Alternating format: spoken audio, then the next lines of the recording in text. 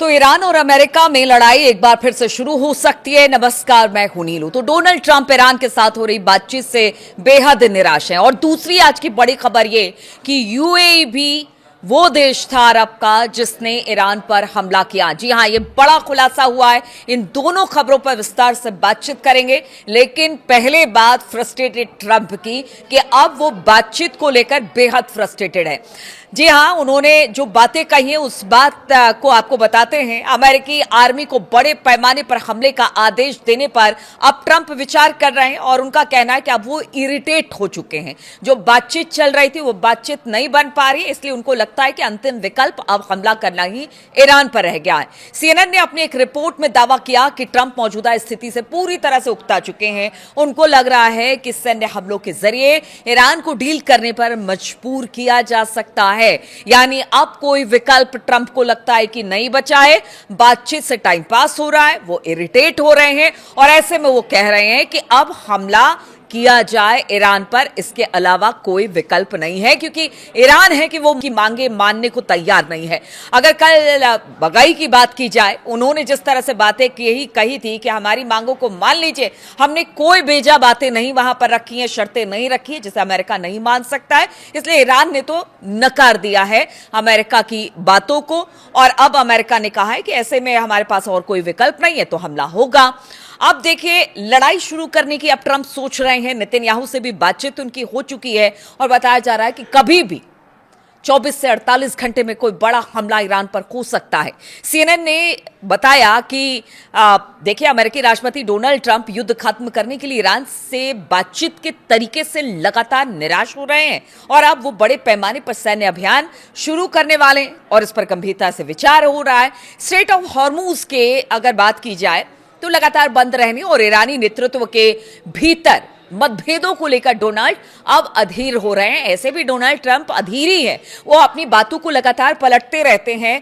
हर रोज एक नया कह लीजिए कि बयान दे देते हैं। सुबह कुछ, दोपहर कुछ, शाम कुछ, रात होते होते कुछ और बयान दे देते हैं। और अब जिस तरह से हर बात को ईरान ने नकारा है, उनकी हर बात को मानने से इनकार कर दिया है, अब ऐसे में तो डोनाल्ड ट्रंप का अधीर होना बनता ही है। अगर सीएनएन की रिपोर्ट की माने तो कहा यह जा रहा है कि ईरान के साथ चीजों को कैसे आगे बढ़ाना है, इस पर ट्रंप प्रशासन के भीतर भी मतभेद है। यानी अब ट्रंप को लग रहा है कि यहां पर हमला किया जाए, लेकिन जो ट्रंप प्रशासन है वो नहीं चाहता, वो दो धड़ों में बटा हुआ है। उनका मानना है कि नहीं, अभी बातचीत जारी रखे, और एक धड़े के मानना है कि नहीं, अब युद्ध की स्थिति बन रही है, अब युद्ध ही इसका विकल्प है। अमेरिकी अधिकारियों को लगता है कि ईरान ईमानदारी से बातचीत नहीं कर रहा है। ऐसे में कुछ अधिकारी अधिक आक्रामक रुख, यानी कि एक बड़ा हमला करने की बात डोनाल्ड ट्रंप को कह रहे हैं कि अब हमला कर दीजिए, और सैन्य हमला करने पर उनको जोरदार चोट पहुंचेगी, जैसे वो हमारी बात मान लेंगे।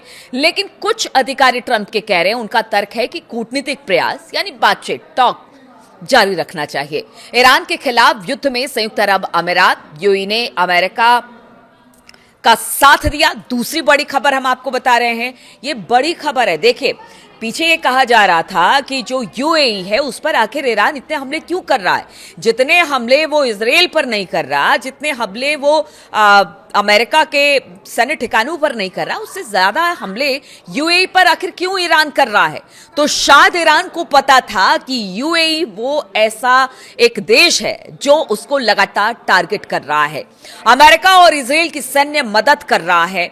संयुक्त अरब अमीरात ने ईरान पर सैन्य हमले किए, ये तब किया गया है जब ईरान पर अमेरिका और इजराइल के हमले हो रहे थे, और इसी की आड़ में यूएई ने भी हमला कर दिया ईरान पर। हालांकि यूएई ने अभी तक सार्वजनिक रूप से ईरान पर हमले करने की बात को अस्वीकार किया, यानी स्वीकार नहीं किया है। यूएई ने अप्रैल में लवान द्वीप पर ईरान की तेल रिफाइनरी पर भीषण अटैक किया। अमेरिकी अखबार वॉल स्ट्रीट जर्नल ने अपनी एक रिपोर्ट में इस बात का खुलासा किया है।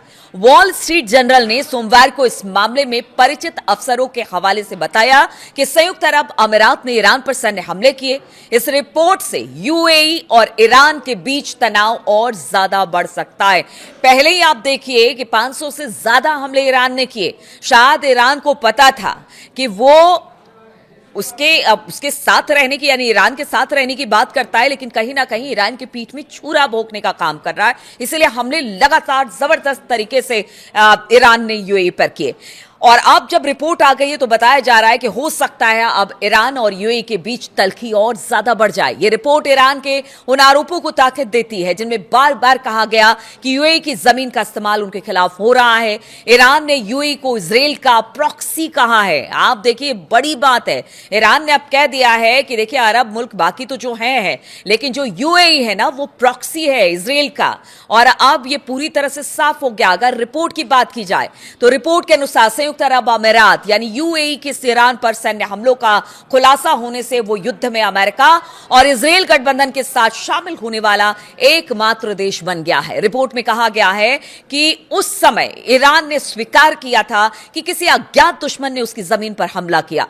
हमले के बाद ईरान ने यूएई और कुवैत पर मिसाइलों और ड्रोन से हमला किया। लोग पूछते रहे कि आखिर ये हमला अरब देशों पर क्यों किया जा रहा है, जबकि ईरान की दुश्मनी इजराइल और अमेरिका से है। अब यह पता चलता है कि ईरान के अफसरों को यह पता था कि यूएई से उसको निशाना बनाया जा रहा है। लवान द्वीप पर यह हमला एकमात्र ऐसा एक उदाहरण है जिससे पता चलता है कि यूएई ने युद्ध में सक्रिय रूप से भाग लिया और ईरान के खिलाफ जबरदस्त तरीके से हमला किया, अमेरिका और इजराइल के साथ मिलकर।